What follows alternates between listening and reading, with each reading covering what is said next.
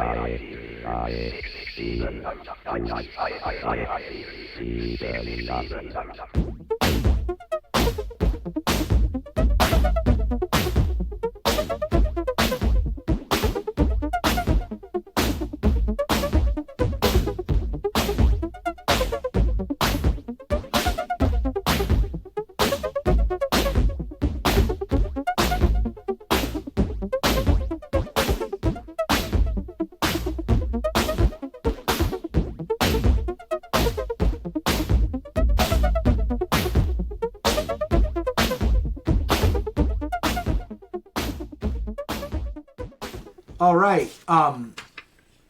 Now, we mentioned earlier that this song can work well, or this kind of music can work well in the background. Mm-hmm. And later in the '80s, when I was going to college at University of Wisconsin-Milwaukee, I worked for a period of time at the student union. There was what was called the Resource Center, where they had copy service with some Xerox machines and whatnot, and also computer terminals. Mm-hmm. Most of which were what we called then IBM compatible, mm-hmm. with a 5-inch floppy disk.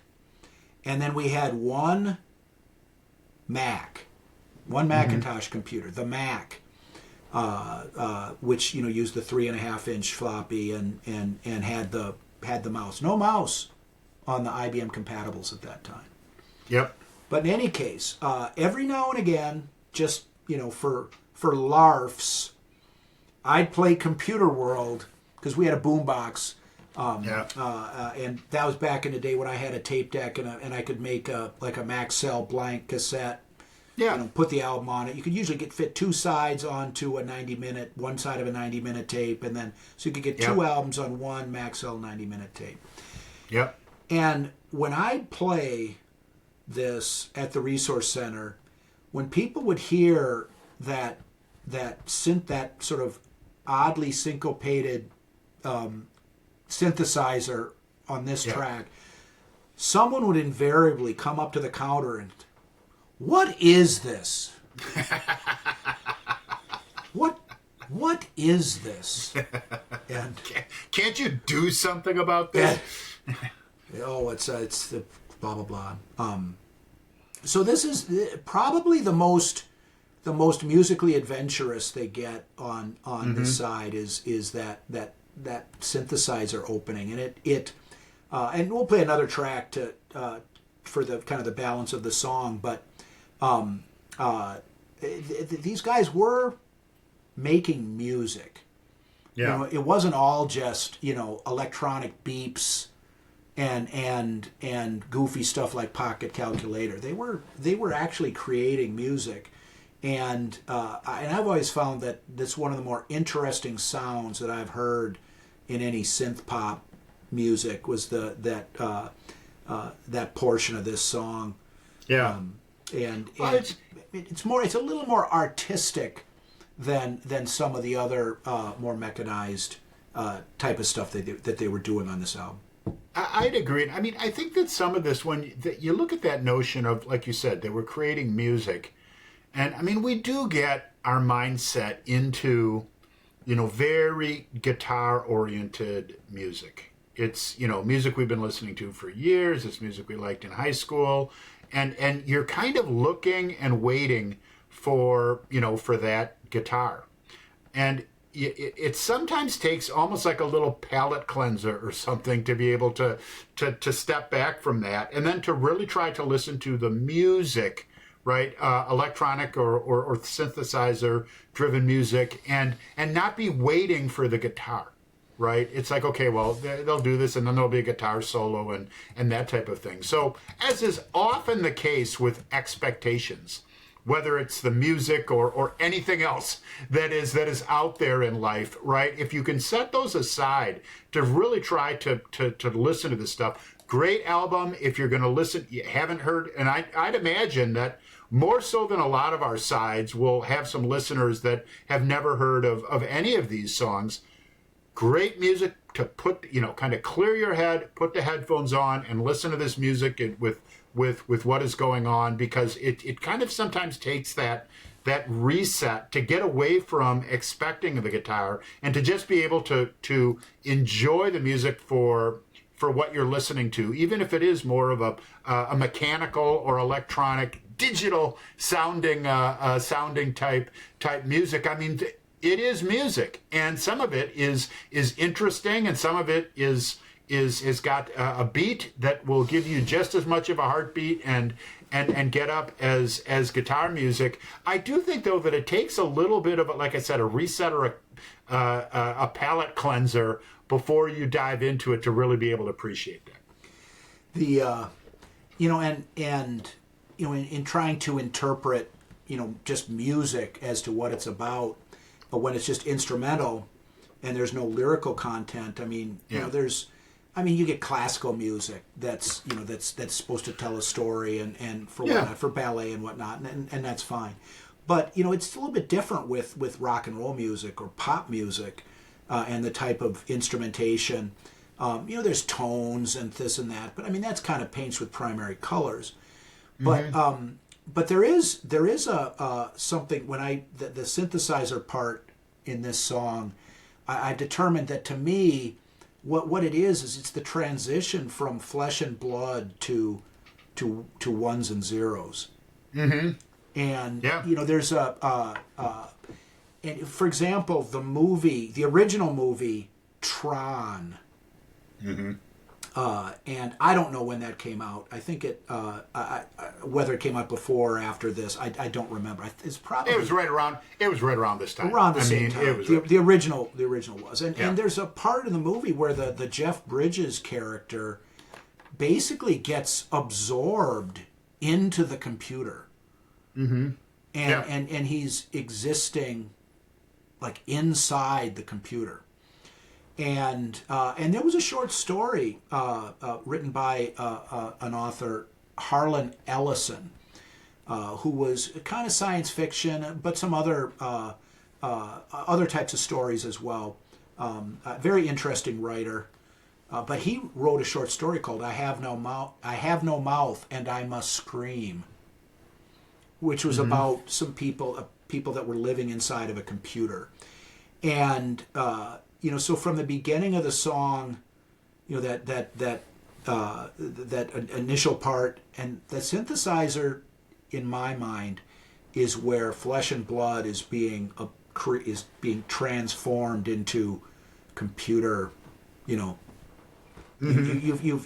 moved into a different realm, and it's taken you from one place to the other. And that's my story, and I'm sticking to it.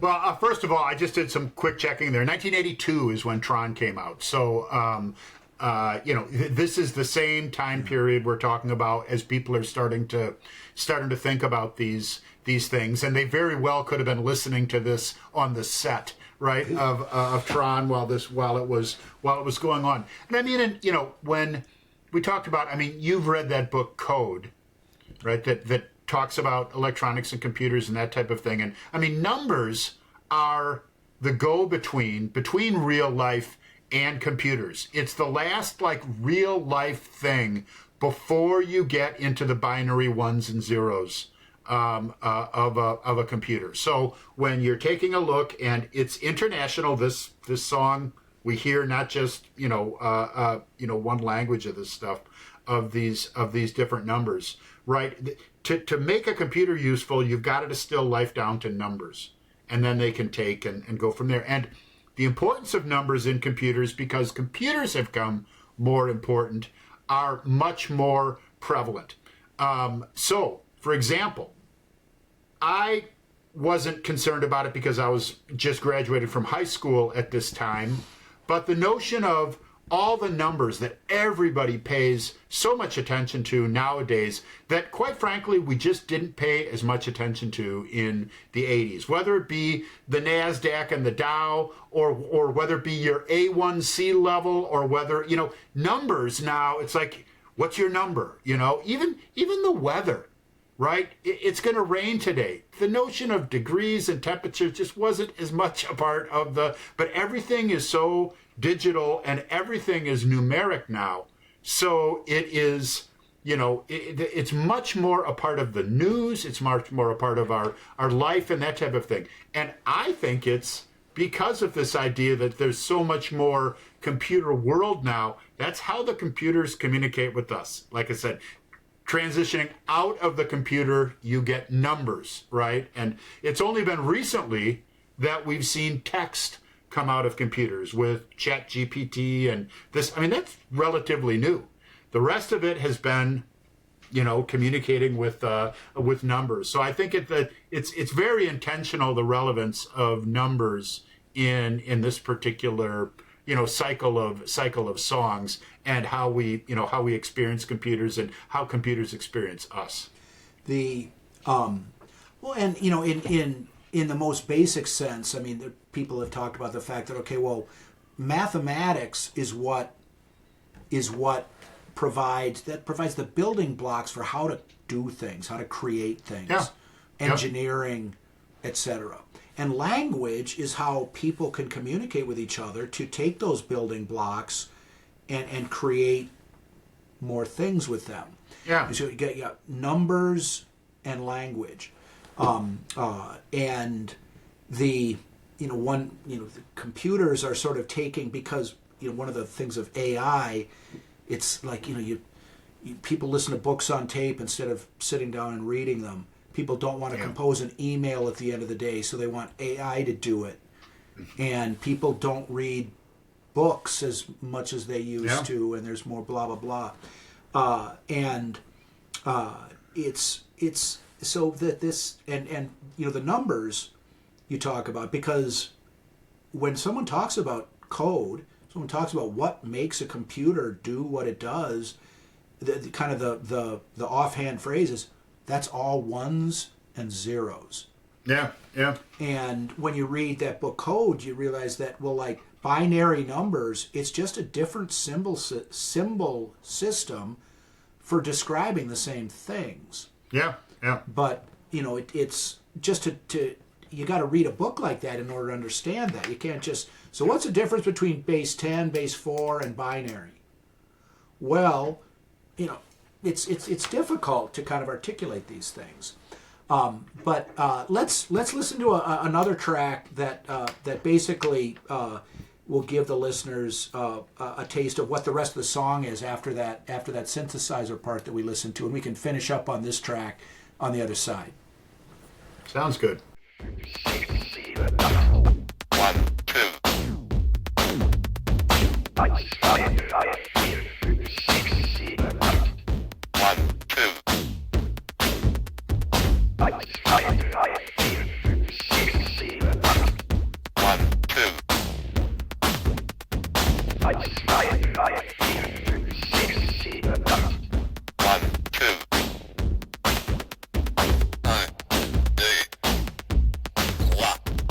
1, 2, 3, 4.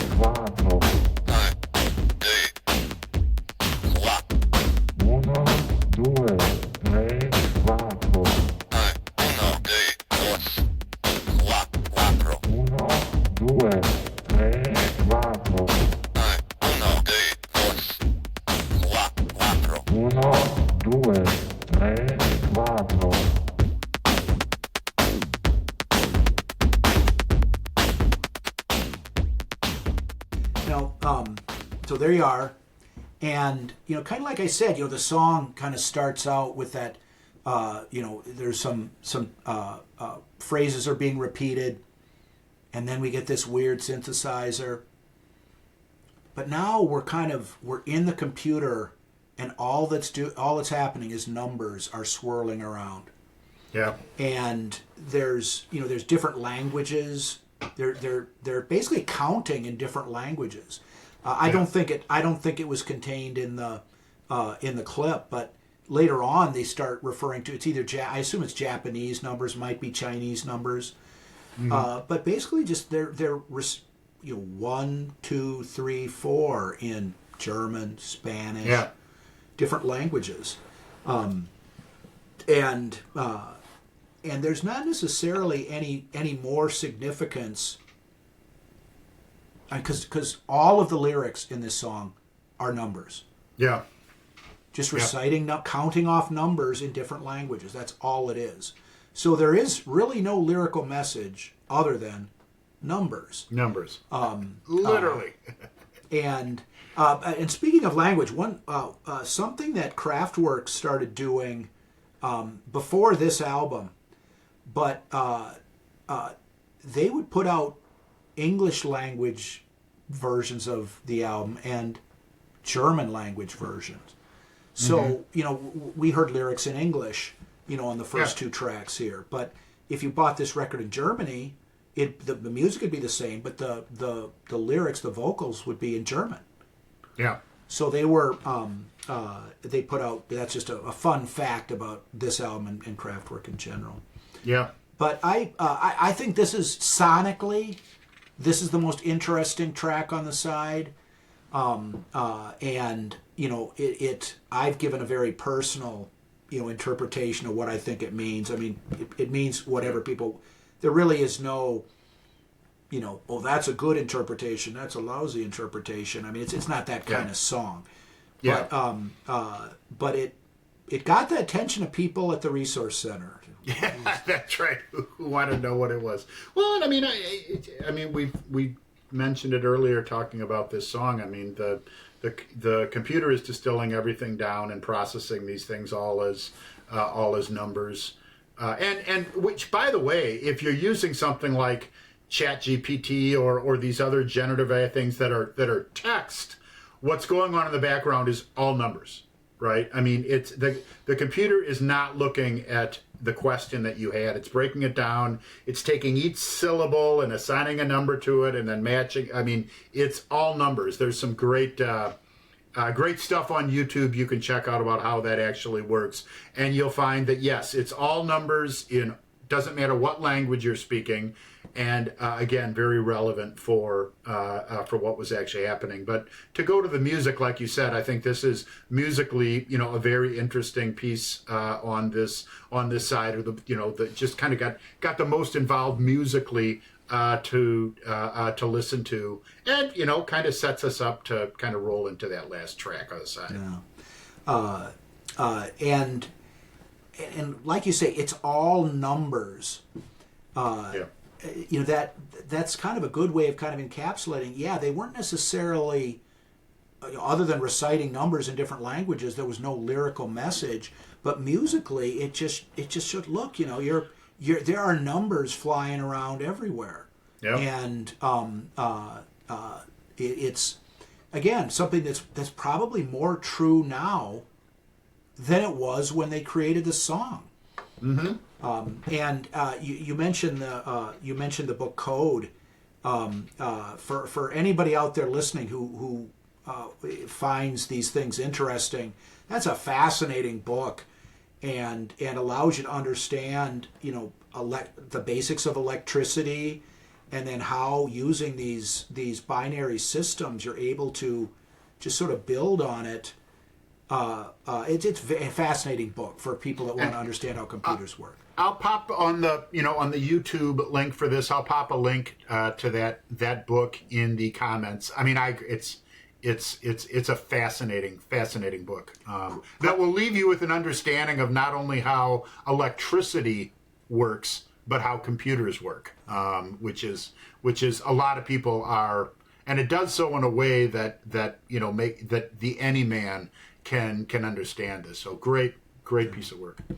All right, the final track on this side it's called Computer World 2, and it's basically a reprise of Computer World, although it doesn't have any of the lyrics, and it has some of the lyrics some of the numbers from the track we just listened to. So let's listen to some of that, because it kind of goes back to what I think I described it as the more contemplative tone of the title track, the first track on the side, to kind of wrap up this introduction to how the band sees the computer world, and we can finish up our discussion after.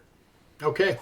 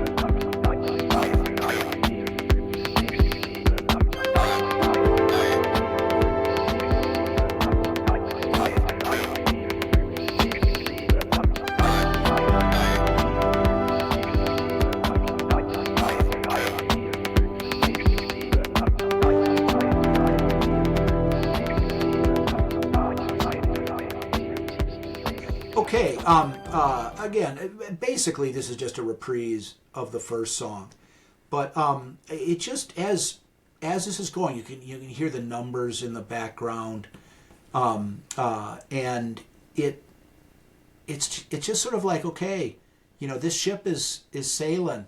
We told you this at the beginning of the side. We've kind of done a little of this and a little of that, and we're right back to it. We are sailing full speed ahead into the computer world. Mm-hmm. I mean, that's what they're saying here, in my humble opinion. Well, and I would agree, and it is put together as a side of music. Another reason why this is a very appropriate side for our podcast here, because it takes, let's set Pocket Calculator aside, because you described it, you used the word it's kind of a goofy representation of one of the people that's kind of dealing with the computer world. But we take the other songs, we started with Computer World, and we take these numbers, and now we've kind of brought those together to close out and to bookend the end of this side. It kind of brings it together, whether the data / electronic digital message and the music of this to bring this side to a close. And it's kind of bringing all those songs together into one message, because it is going to be numbers that takes us into the computer world. Yeah. So in any case, that